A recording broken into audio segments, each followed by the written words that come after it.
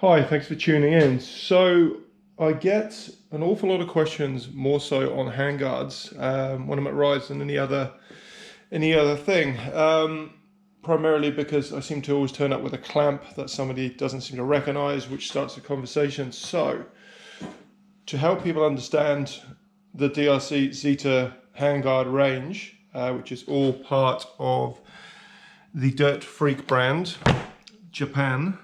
If you can see that, so it's a Japanese company, and the Zeta side of it is more of the precision stuff, and the DRC is the hardware, standard replacement levers, bolts, rollers, things like that.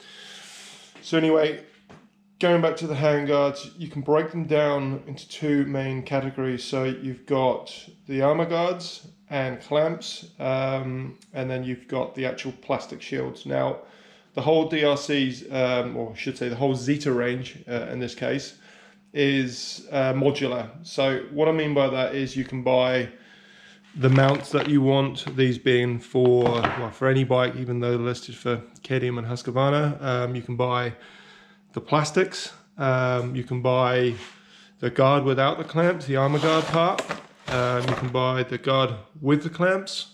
Now, just this wealth of options gets baffling and confusing for many people, because they just don't know what to buy, because you've got to buy this part with this part and so on and so forth. So what I've actually done on my own bike is I bought this armor guard set and this with these U clamps. So I've opted to use one of the optional mounts. So this is the actual side mount for any bike that runs this type of top yoke.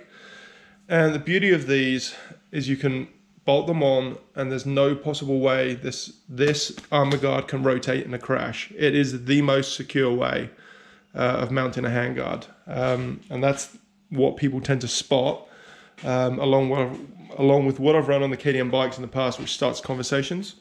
So to give you another example, so this is what they call the BC mount, so BC for bar clamp.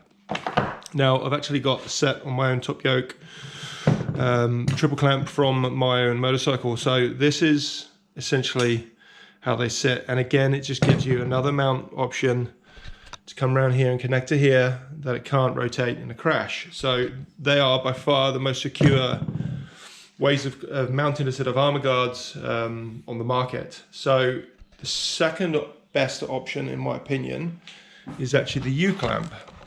Just get these out of the packet. So this is a U-clamp. Now, U-clamp's nothing new. It's been done before. The thing about this Zeta product is it's a wider clamp, and it runs a 4-bolt system. There are other brands out there that run 2 bolts, one top, one bottom, and they work relatively well, but they aren't as secure as this. So if you do want a direct mount to your handlebars, then I would suggest going for the U-clamp and the 4-bolt system of the Zeta product.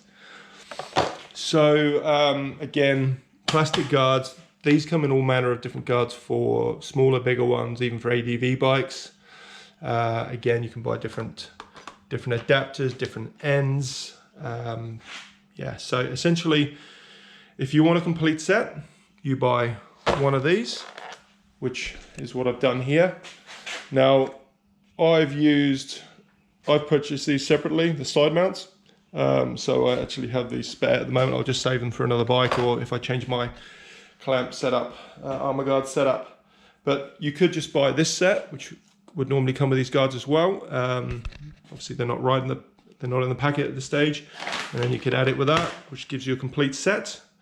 Or you could buy the Pro armor guard, which comes without these clamps, and you're just buying the armor guard, and then you could combine that with the BC mount to make your set. Or you could just again buy this part and then combine that with a side mount like this. They actually do a front mount as well. I think bikes like possibly the DRZ has the bolts mounted on the front. So again, it's just another option. But yeah, the range is great. I love it. As I say, it's comprehensive. You don't have to compromise. You can just get whatever setup you want. So This catalog can be downloaded online.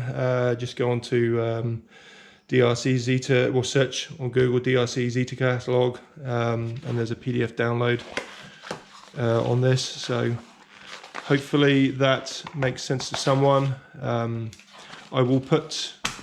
can pop the part numbers up online if anybody wants to know. Just sing out and I'll upload them. Okay, thanks for looking.